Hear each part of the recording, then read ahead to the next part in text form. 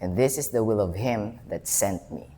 Whichever seeth the Son and believeth on him may have everlasting life, and I will raise him up at the last day. It is our Lord Jesus Christ speaking there.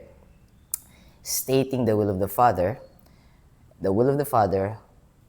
which will bring every believer unto heaven. Meaning, it's talking about the will of the Father in terms of concerning who's going to enter the kingdom of heaven. And this is the will of him that sent me. And this is the will of him, of God the Father, that sent me, God the Son. That sent me, Jesus Christ. That sent me, aka Jesus Christ, God the Son. Whichever seeth the Son, so it's going to be hard physically nowadays, but God made a way. John chapter 1, verse 1, in the beginning was the Word, and the Word was with God, and the Word was God. The Word was God. And who's that Word? John chapter 1, verse 14, and the Word was made flesh, nagkatawang tao in Tagalog, at ang salita, ang berbo, ang logos koine Greek po yun. Yun yung na-translate sa English word na word, sa Tagalog word na berbo, logos. Koine Greek meaning common Greek language. Yun yung sinulat ng mga nagsulat ng New Testament kasi they are under the Roman Empire. So, hindi magsasubmit yung Roman Empire, aaralin yung Hebrew. Yung Jews, aaralin yung Koine Greek. Kaya, common lang yun na pag-aralan nila. Ibig sabihin, hindi yung native tongue nila. So, common Greek language. So, logos. And the word, and the logos, at ang berbo, ay nagkatawang tao. And the word was made flesh, and dwelt among us. And dwelt among us. Meaning, namuhay, nanirahan, kasama natin for 33 years of His life. 3 years of that 33 years is His ministry, our Lord Jesus Christ's ministry. Now, whichever seeth the Son. Now, if you're reading the Word, that's the reason why I'm reading the Word every day. Because I'm seeing my Lord Jesus Christ. And now, I'm looking for my Lord Jesus Christ in the Old Testament and in the New Testament as well. Now, and the Word was made flesh and dwelt among us, and we beheld His glory. We beheld His glory, the glory as of the only begotten of the Father, full of grace and truth. Right. Whichever seeth the Son, now you're seeing the Son if you're reading the Word, and believeth on Him, believing on the Word and trusting His finished work, that it is the only way for us to be in heaven. He is the only way, His finished work on that cross, risen after 30 days, and ascending to heaven after 40 days, showing Himself to more than 500 people. Whichever seeth the Son and believeth on Him may have everlasting life. That word may is not unsure. It means it depends on if you will believe the truth. If you believe the truth, you will have eternal life. So that's the word may there. May is not doubting. It's not unsure. It means it is depending on you. Whichever seeth the Son. Now, if you've seen the Son, meaning you're reading the Word, and then the Word is getting through you and sticking inside this and this. Whichever seeth the Son and believeth on Him may have everlasting life, and I, Jesus Christ, meaning Jesus Christ, will raise Him up, those who seeth and believeth and trusting that He finished the work that He's supposed to do, not we supposed to do, right? He finished the work, and you will have eternal life, and Jesus Christ is the one that will raise you up into heaven. So, I'm rushing a bit because I'm just sneaking in. John left, so he's not here yet, so I can speak loudly, or at least louder. So, we're going to do our Bibles. Magbabasa po tayo. Yun po yung gusto ko sabihin. Kaya din ako nagtagalog kanina. Magbabasa po tayo. We're going to read. Babasahin natin ang Matthew, Kapitulo 23, versikulo 13 hanggang 22. May title, mga pitong babala ni Jesus. Kaya lang itong title na to, hindi lang po para ito sa verso 13 hanggang 20. Tama ba? Hanggang 22, but instead, hanggang ano na siya? Hanggang 39. So, same title. Pero babasahin lang natin, 13 to 22 lang. Okay. Pero covered na nito yung 13 to 39. Tama ba? 39. Wait. Yung last verse 39. So may kasunod pa na part po ito. Pagbabasa natin ng Mateo 23. So, yeah. So, read ko na po ito. Ayun, dali. 13 ba? 13? Okay, tama. Yeah, 13 hanggang 22. Sorry, namali ako. Pero Mateo 23. Okay. May parallel verses po siya sa Mark chapter 12, verse 40, Luke chapter 11, verse 39 to 42, tapos Luke chapter 44, verse 52, tapos Luke chapter 20, verse 47. So, ang dami niyang connecting verses pala. So, 13. Nakakaawa kayong mga tagapagturo. So, Pharisees, Sadducees, and they are the one who's teaching, and then the scribes are the one who's studying it really hard, and then making sure that they are writing it correctly, the scribes, right? And the lawyers as well. Alright, nakakaawa kayong mga tagapagturo ng kautusan at mga pariseyo, kayong mga mapagkunwari, you hypocrites. Isinara ninyo ang kaharian sa langit sa harap ng mga tao. Hindi nga kayo pumapasok. Ulitin ko lang po, hindi nga kayo pumapasok. Hinahadlangan pa hindi na nga kayo pumapasok, hinahadlangan pa ninyo ang mga gustong pumasok. Because if you're misleading them, they wouldn't be able to enter. They will enter incorrect doors because the Pharisees and the Sadducees were leading them to the wrong door. All right. Now, hinahadlangan pa ninyo ang mga gustong pumasok. 14. Nakakaawa kayong mga tagapagturo ng kautusan at mga pariseo, kayong mga mapagkunwari, you hypocrites, dinadaya ninyo ang mga biyuda upang makuha ang kanilang mga ari-arian. May deeper meaning po ito, parang ano lang to. Hindi siya analogy. Internalization. Dinadaya ninyo. Pwede ring simile, halimbawa, halintulad, dinadaya ninyo ang mga byuda upang makuha ang kanilang mga ari-arian. Meaning, you're fooling them to take advantage, to gain advantage. Kanilang mga ari-arian at pinagtatakpan ninyo ang inyong mga masasamang ginagawa sa pamamagitan ng mahabang pagdarasal dahil dito tatanggap kayo ng mas higit pang parusa. Ano ibig sabihin? May higit pa na parusa. Ano ibig sabihin nun? Hypocrites nga po eh. Nagpe-pretend na okay, maayos, malinis, pero may ginagawang kababalaghan inside.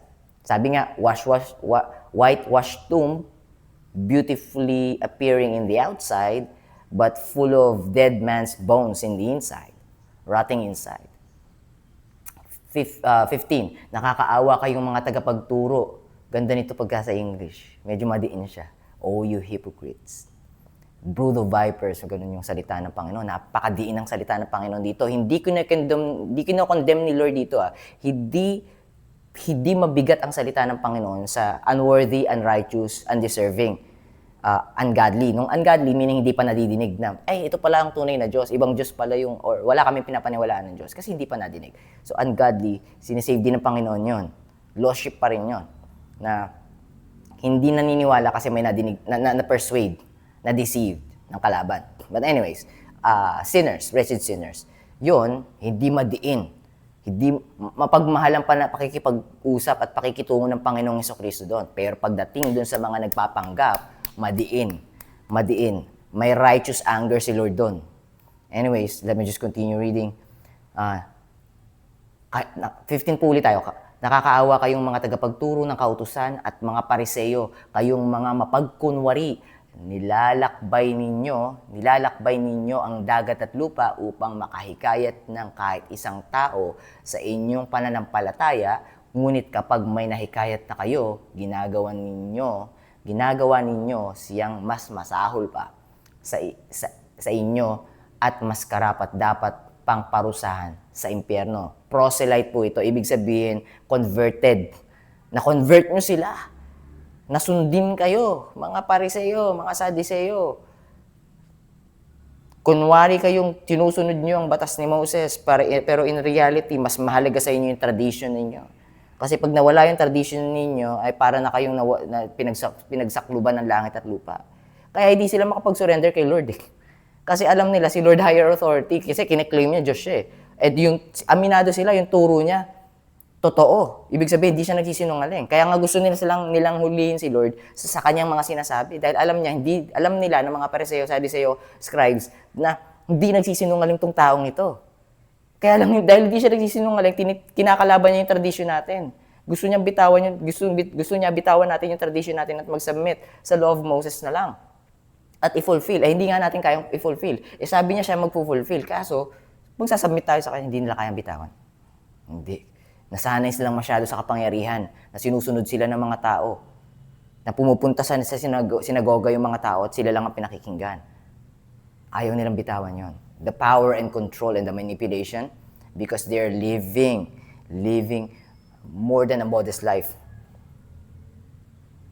Alright, continue ko lang po. Medyo madiin lang, medyo passionate po. Hindi po ako galit medyo passionate lang.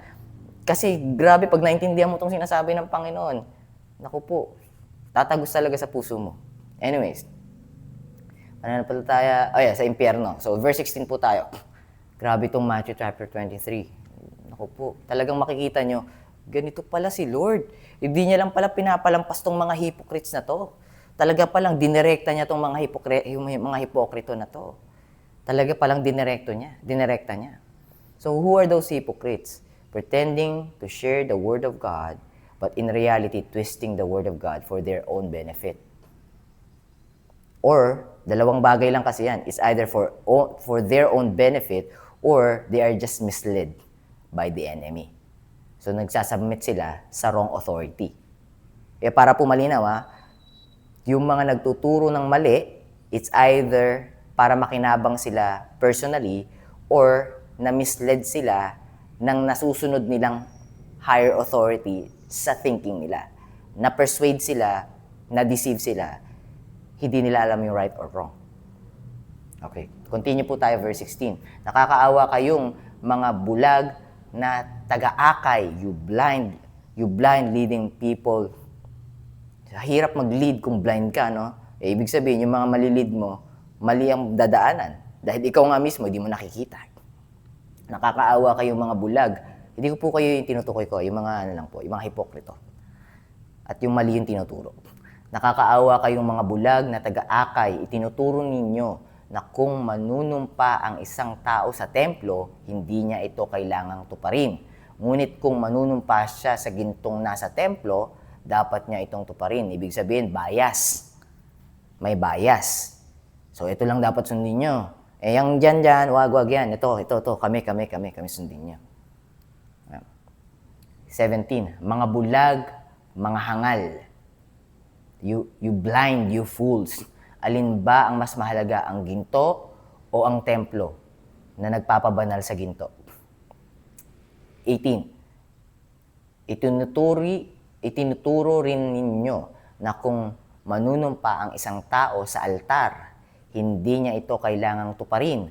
Ngunit kung manunumpa siya sa handog na nasa altar, dapat niya itong tuparin. At in other words, simplest term,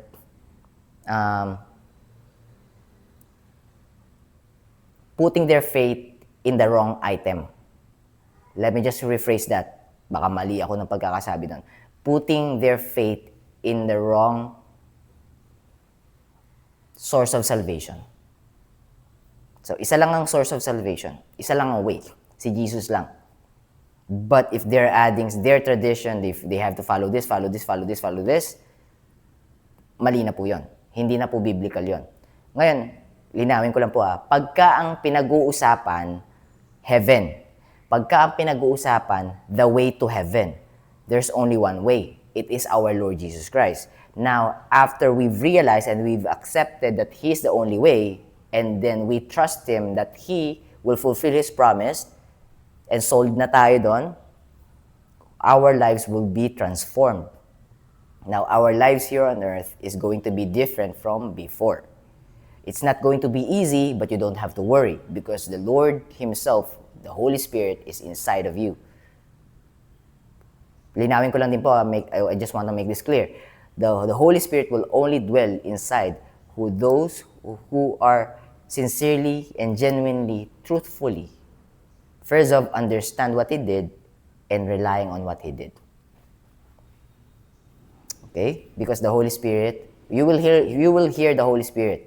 If you're sincere and genuine and truthful on your professing of faith, the Holy Spirit, you will hear the Holy Spirit talking to you. JB, kita mo na ngayon, JB, o sin yung nagawa mo. Oo nga po eh. Pero di kita i-condemn, ha? Pero, iwas tayo dyan. Iwas na tayo dyan. Lord, medyo mahirap eh. Okay lang yan. Gagabayan kita, samahan kita. Alam ko namang mahirap eh. Kaya nga sinakripisyo ko yung sarili ko eh, dahil alam kong hindi mo kakayanin mag-isa eh. At never mong kakayanin mag-isa. You will always need me. Kita niyo po yung turo, Kita po yun yung sinashare. We genuinely, sincerely, truthfully, believing in our Lord Jesus Christ will only point you to our Lord Jesus Christ. Not to tradition, not to self-reliant, but relying on our Lord Jesus Christ alone. Even our walk, hindi natin kakayanin pagka wala siya. Pero pagka nandun siya sa puso natin, sa isip natin, nandito sa templo, makakaya natin unti-unti. One step at a time, one day at a time. Hindi pwedeng instant. Hipokrito pagka instant. May hidden agenda pagka instant. Bigla yung transformation. Pwede ring totoo. Pwede ring genuine. Kaya lang, hindi solid pa. Kasi, kaya mo basahin to sa loob ng isang araw, tapos magigets mo lahat ng laman nito. I've tried. I've tested. I failed. Tinry kong basahin sa loob ng less than 1 month eh. Wala pa sa 1% yung naintindihan ko. Pero kagandahan lang naman nung tinatry ko siya ulit basahin, yung mga dating hindi ko naintindihan, ako po, sumasabog yung utak ko.